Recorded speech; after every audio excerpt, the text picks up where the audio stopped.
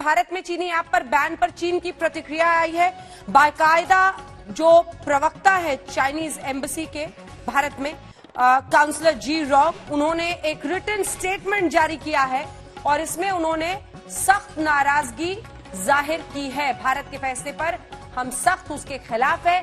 ये चीनी दूतावास के हवाले से ये प्रतिक्रिया सामने आई है, जिसमें भारत ने जो चीनी ऐप्स 59 चीनी ऐप्स को ब्लॉक किया है, उस पर चीनी एम्बेसी के, चीनी जो दूतावास है उसके प्रवक्ता की तरफ से ये स्टेटमेंट आया है।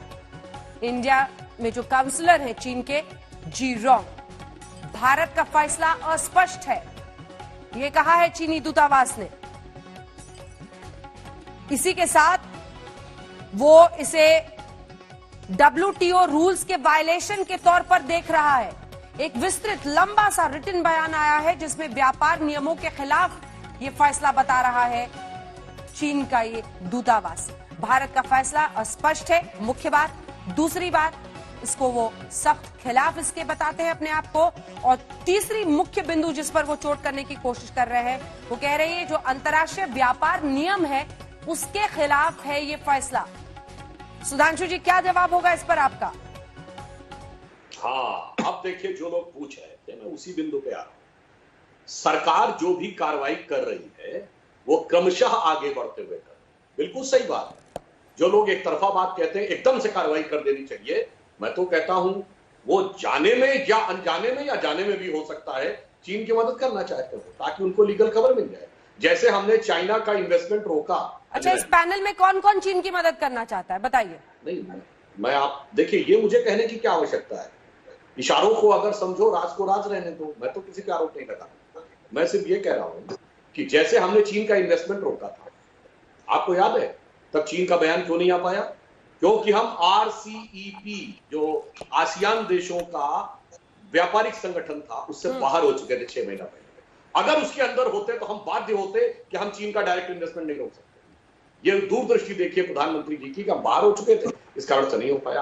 आज ये डिजिटल प्लेटफॉर्म्स के ऊपर WTO के जो स्ट्रक्चर्ड गाइडलाइंस हैं, हम बिल्कुल अंजना जी, आपको भी याद होगा। अरे मैं ठीक है, पूरा कर ले सुधांशु जी, पूरा कर ले। आ रही हूँ बाशरे साहब, इसके बाद आऊंगी सर, आ रही हूँ। एक बार बोल ले सुधांशु जी, पूरा जल्दी पूरा कीजिए। देखिए, इसीलिए WTO की उरुग्वे राउंड ऑफ टॉक्स 91 से लेके 95 तक गैट और 1 जनवरी 95 को WTO बनने तक की जो शर्तें हैं, उसमें डिजिटल ऐप किस प्रोडक्ट में है, कहां पर नहीं है, ये सारी बिंदु विचार करने के बाद किया गया है ताकि चाइना इसका लाभ न उठा सके। क्योंकि जो डायरेक्ट कमोडिटीज हैं उन पे WTO की स्थिति याद होती। याद करिए अंजना जी, आपके ही एक सज्जन उससे बहस कर रहे थे, ओवैसी जी क्या कहते थे? फाड़ के फेंक दो उस समझौते को। अरे ऐसे नहीं, इंटरनेशनल समझौते में कायदे से व्यवस्था निकाल के और तब बाहर मरोड़ी जाती है, इस तरीके से नहीं। और मैं एक बात ये कहना चाहता हूं, जो बात अभी पवन खेड़ा जी ने कही थी, मैं उसमें डिटेल में नहीं जाना चाहता हूं। पुराने कौन गए, क्या गए और विभाजन किसकी कार्य समिति में, किस पार्टी कार्य समिति में विभाजन प्रस्ताव पारित हुआ था, वो इतिहास सबको पता। मैं अभी इस पे रहना चाहता हूँ। ट्रेड डिफिसिट की बात प्रियंका जी ने कही। ट्रेड डिफिसिट जब हमारी सरकार गई 2004 में तो $1.1 बिलियन था चाइना से, और जब हमारी सरकार आई $36.2 बिलियन, 34 गुना ट्रेड डेफिसिट हुआ। आज घटकर 33 पे आया है। यही तो सवाल है, ये काफिला क्यों लुटा? 10 साल में 34 गुना ट्रेड डेफिसिट क्यों हुआ? झारम झार चाइनीज कंपनियां कैसे आ गई? और उसमें कुछ कमी आई तो हमारे ही दौर में आई।